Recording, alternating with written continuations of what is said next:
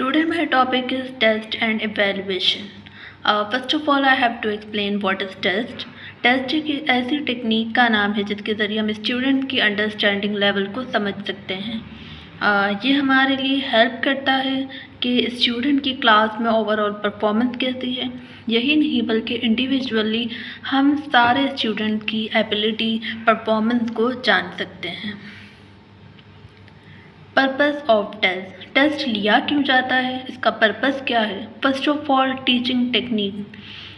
Teachers जो कुछ class में पढ़ा रहे होते हैं वो डिफरेंट टेक्निक्स यूज़ करते हैं, तो उन टेक्निक के बाद जब वो टेस्ट लेते हैं तो टेस्ट के ज़रिए ही उनको पता चलता है कि वो जो पढ़ाने की टेक्निक यूज़ करते हैं वो सही है या नहीं। Second, prediction. टेस्ट के हवाले से ये पता चलता है कि किस स्टूडेंट का फ्यूचर कैसा होगा और वो फॉर सपोज टेस्ट के ज़रिए नेक्स्ट टेस्ट में वो किस तरह से परफॉर्म करेगा, और ये कि उनके मार्क्स अभी इतने हैं तो उसको मज़ीद इम्प्रूवमेंट की ज़रूरत है या नहीं।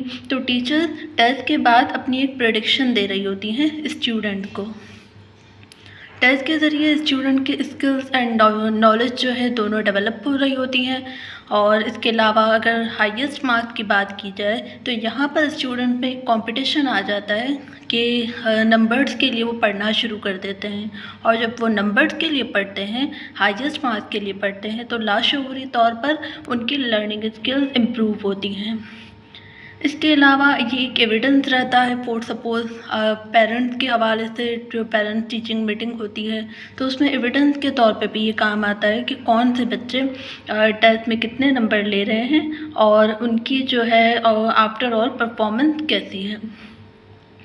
मज़ीद ये है कि टेस्ट के बाद जब क्लास में जो है टीचर अनाउंस करती हैं रिज़ल्ट, तो बहुत सारे ऐसे भी होते हैं जो नंबर ज़्यादा नहीं ले पाते, बट व्हेन दे नो कि जो है अच्छी परफॉर्मेंस पेश करने के लिए वो आगे के लिए ट्राई कर रहे होते हैं, तो पिछले टेस्ट की निस्बत वो मज़ीद परफॉर्म करने के लिए, अच्छा परफॉर्म करने के लिए वो अगले टेस्ट की तैयारी और बेहतर तरीके से करते हैं।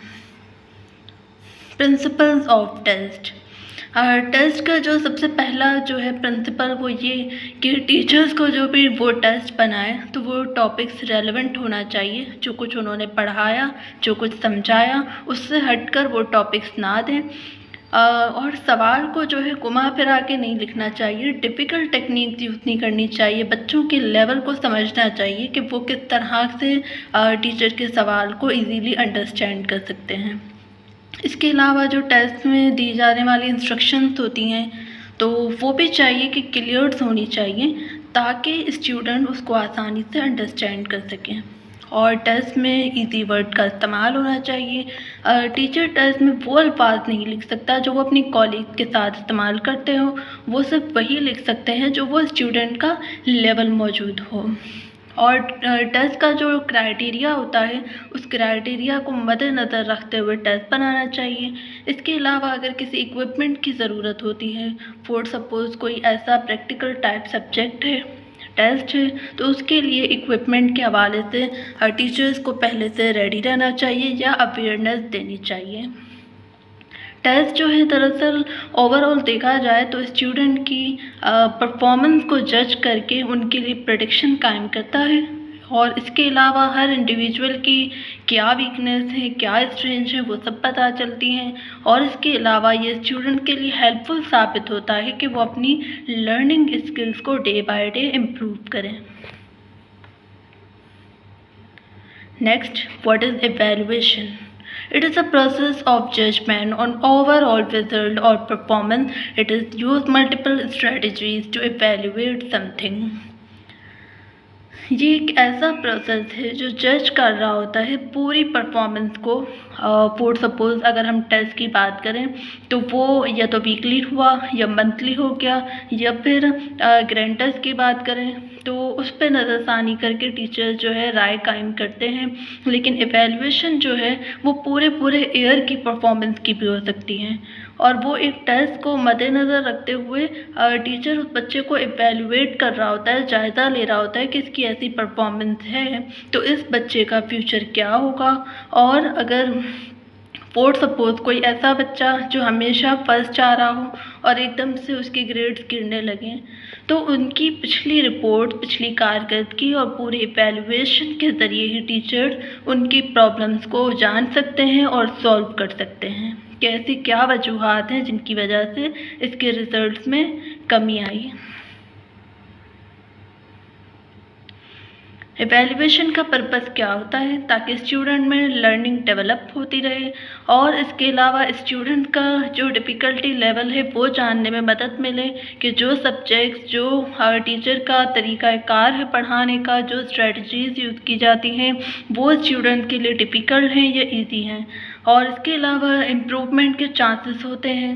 ओवरऑल चांसेस आप कह सकते हैं सिर्फ स्टूडेंट में नहीं, पूरी क्लासरूम में, टीचर में, स्टाफ में, इन हर चीज़ की इम्प्रूवमेंट देखने को मिलती है।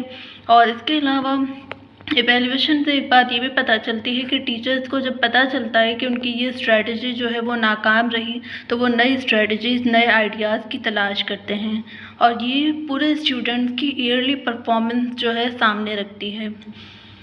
तो ये एक तरह से क्या होता है, रिकॉर्ड बन जाता है स्टूडेंट का, तो वो रिकॉर्ड के ज़रिए उस स्टूडेंट की काउंसलिंग भी हो सकती है। जस्ट फॉर एग्ज़ाम्पल, जैसे मैंने पहले कहा कि कुछ ऐसे स्टूडेंट भी होते हैं जो किसी प्रॉब्लम का शिकार होते हैं, तो उनके लिए वो पूरी इनकी जो ओवरऑल परफॉर्मेंस रहती है, वो चाहे टेस्ट हो, ओरल टेस्ट हो, सब्जेक्टिव हो, ऑब्जेक्टिव हो, कुछ भी हो, वो सारी चीज़ें उनके लिए काउंसलिंग में काम आती हैं।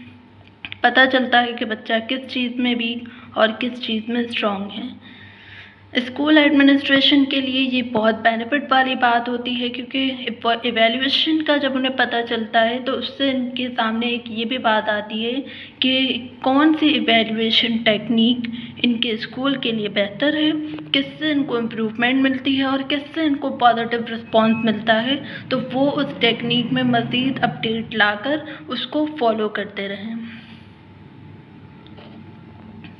इवैल्यूएशन के प्रिंसिपल्स में सबसे पहला पॉइंट ऑब्जेक्टिव ऑफ इवैल्यूएशन, कि जब टीचर किसी स्टूडेंट को या ओवरऑल किसी भी चीज़ को इवैल्यूएट कर रहा है तो वो ऑब्जेक्टिव को सामने रखे कि इसका रिज़ल्ट क्या आएगा और उस रिज़ल्ट के थ्रू इसका अगला स्टेप क्या होगा। टीचर्स को चाहिए कि वो सिर्फ सिंगल टेक्निक पर फोकस ना करें, इवैल्यूएशन के लिए टेक्निक को चेंज करता रहे।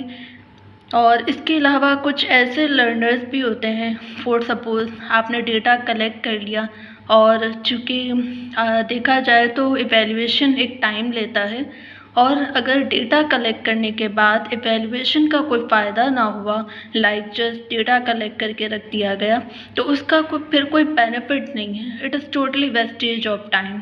तो टीचर्स को चाहिए कि जो डेटा वो कलेक्ट करें उसको मद्देनज़र रखते हुए इम्प्रूवमेंट की कोशिश भी की जाए। और हर इवैल्यूएशन टेक्निक की एक लिमिट्स होती है, तो उसकी जहाँ तक लिमिट मौजूद हो या उनको अगर ये पता चले कि ये इवैल्यूएशन की ये वाली टेक्निक जो है एक मख़सूस ड्यूरेशन तक काम आ सकती है, तो कोशिश ये की जाए कि उसको उस ड्यूरेशन तक ही रखना चाहिए। ओवरऑल अगर बात करें तो इवैल्यूएशन हेल्प करता है, गाइडेंस देता है, problem, solution, demand, need and difficulties of student की हर मुश्किल को बताना, ये कि वक्त के साथ साथ अगर उनकी डिमांड बढ़ती हैं तो किस वजूहात की बिना पर, और अगर किसी स्टूडेंट को कोई प्रॉब्लम है तो उसका सॉल्यूशन क्या है, अगर किसी स्टूडेंट की कोई नीड है तो उसे कैसे पूरा किया जाए, अगर किसी स्टूडेंट को कोई डिफ़िकल्टी पेश आती है तो उसका सॉल्यूशन क्या है।